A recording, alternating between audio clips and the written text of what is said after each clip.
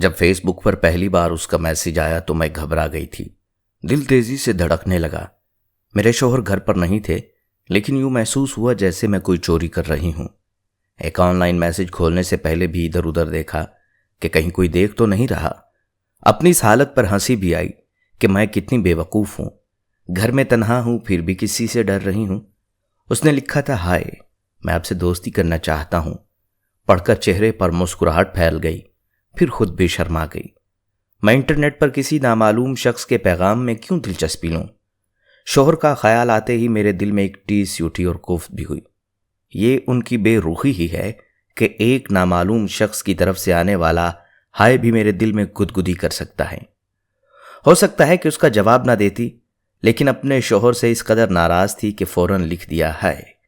اس کا نام آکاش تھا، لیکن اس کی زندگی ایک مشین کی طرح ہے۔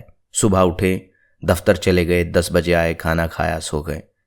گلے لگانے میں کتنا وقت لگتا ہے؟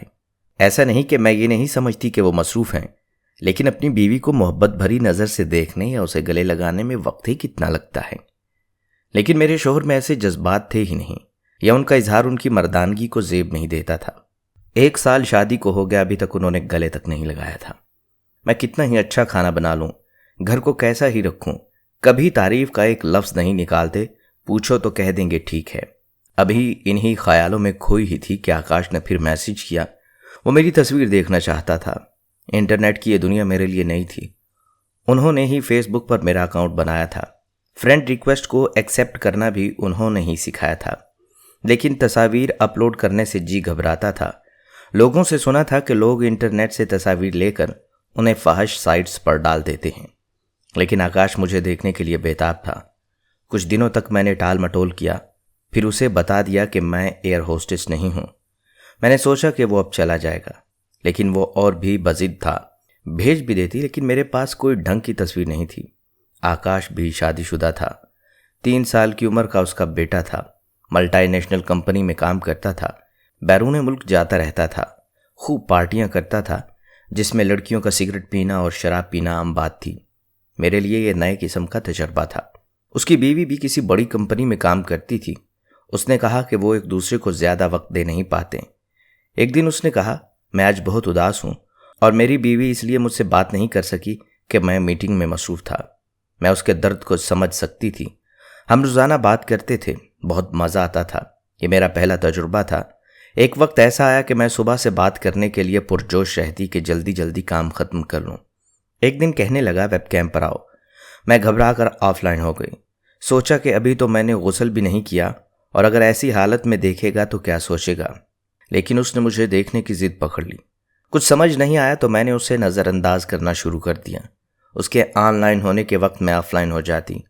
کچھ دنوں تک اسی طرح سلسلہ چلتا رہا، پھر اس نے چڑھ کر مجھے بلاک کر دیا۔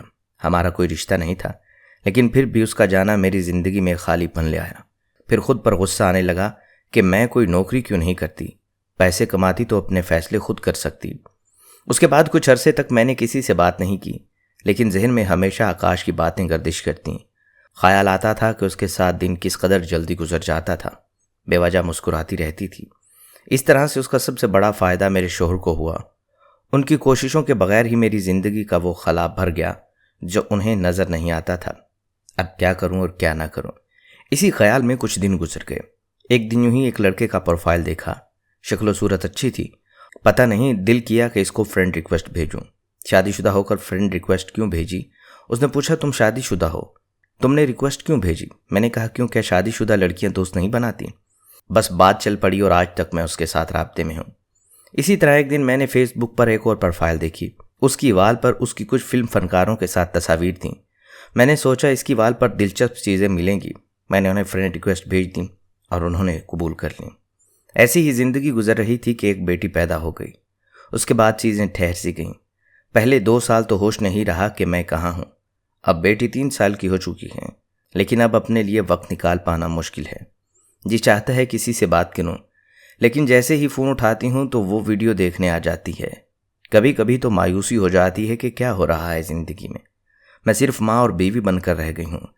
لہٰذا میں نے فیصلہ کیا ہے کہ اپنی بیٹی کے ساتھ ایسا نہیں ہونے دوں گی۔ اسے کچھ بناؤں گی تاکہ وہ اپنی شرائط پر اپنی زندگی جی سکے۔ خواتین و حضرات، یہ کہانی تھی اس عورت کی جو اپنے بارے میں اور اپنی بیٹی کے بارے میں ایسا کچھ سوچ رہی ہے۔ اس کی صرف اور صرف یہ وجوہات ہیں۔ ایک عورت یا اس کا شوہر باہر منہ اس وقت مارتے ہیں جب بیوی شوہر کو وقت نہیں دیتی اور شوہر بیوی کو وقت نہیں دیتا، ایک دوسروں کی ضروریات کا خیال نہیں رکھتے، ایک دوسرے کو پیار نہیں کرتے، ایک دوسرے کی بات نہیں سمجھتے، تو باہر منہ مارنا شروع ہو جاتے ہیں۔ میں آپ سے یہ ریکویسٹ کرنا چاہتا ہوں کہ اگر آپ شادی شدہ ہیں تو اپنے شوہر کو، اپنی بیوی کو ایک لمحے کے لیے وقت لازمی دیا کریں۔ زیادہ نہیں، صرف ایک مسکراہٹ اگر اس کی طرف پیار بھری نگاہ سے دیکھ لیں گے، ایک بار اسے بوسہ دے دیں گے، ایک بار اسے گلے لگا لیں گے، وہ سارا دن چہکتی رہے گی یا چہکتا رہے گا۔ میری اس بات پر عمل لازمی کیجیے گا۔ السلام علیکم۔